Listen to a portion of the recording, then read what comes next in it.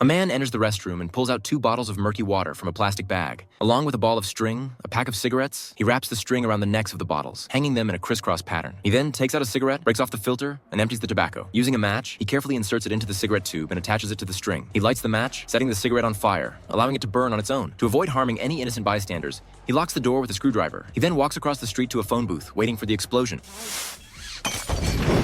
The power of the bomb is not to be underestimated, but the quantity is just right to only destroy the restroom. Otherwise, those Northern Irish politicians would have been dead long ago. After the explosion, the bomber calls and makes only one demand. He wants to know who killed his daughter. You have no idea who you're dealing with, but you'll soon find out. Give me the names.